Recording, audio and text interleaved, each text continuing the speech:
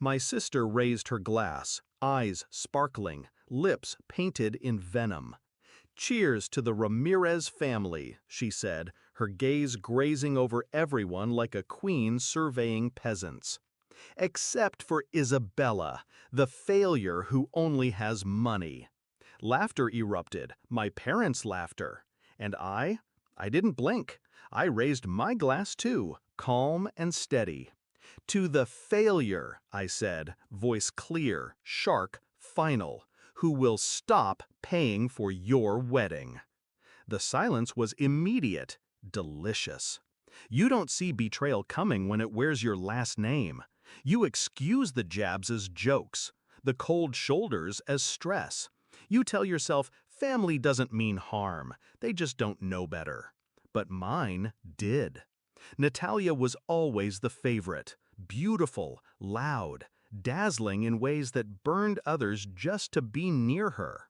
I was the quiet one, the one who built things, the one who paid for her tuition, her first apartment, the deposit on the wedding venue, the damn Vera Wang gown she had to have. No one blinked when I offered. They just said thank you and spent more. It started with the cake. Her fiancé called me. "Can you cover the extra $600 for the fondant tier?" he asked, like I was the ATM and not the sister. I hesitated, and that pause was all it took. The next week, I overheard Natalia on the phone. "She thinks she's important because she makes 6 figures. Please, she buys her friends and still eats alone." She didn't hang up fast enough when I entered the room. "Oh, we were just joking," she said, eyes wide with fake innocence. I nodded. I didn't say a word. I started watching instead. There were more calls, more dinners where I footed the bill, only to be talked over, mocked, diminished. She has no husband, no kids, just her spreadsheets and cats.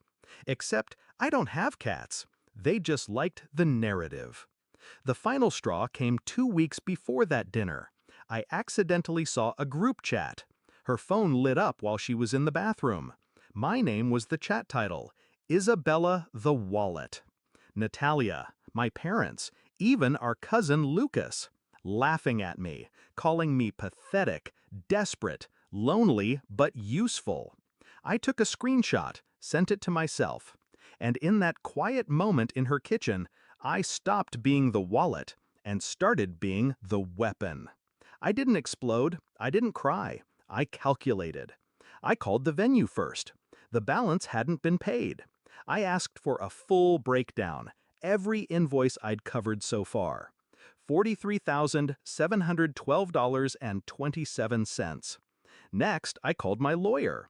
The wedding contract was under my name, for simplicity, Natalia had said. Perfect.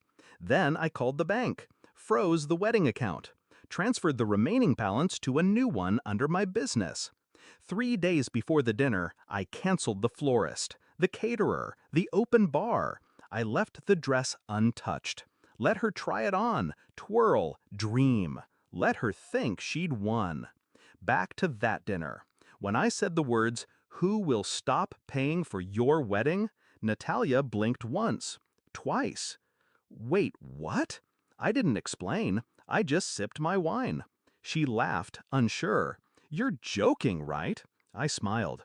"Check your email." A moment later, her phone buzzed. Then her fiancé's, then my mother's. All the same PDF.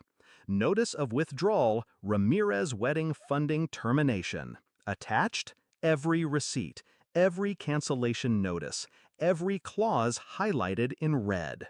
My sister's face drained. My mother spoke first. "Isabella, this is a family event."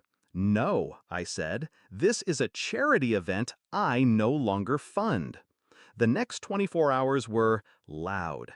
83 missed calls, voicemails, threats, pleas, rage. I answered none. Natalia showed up at my building. Security turned her away. She emailed, "You ruined my life." I replied, "No, I just stopped financing the lie you were living." The wedding was postponed, then downsized, then quietly canceled. Their engagement didn't survive the storm. Turns out, love built on entitlement doesn't last long when the money disappears. My parents stopped speaking to me. Publicly, they claimed I'd overreacted.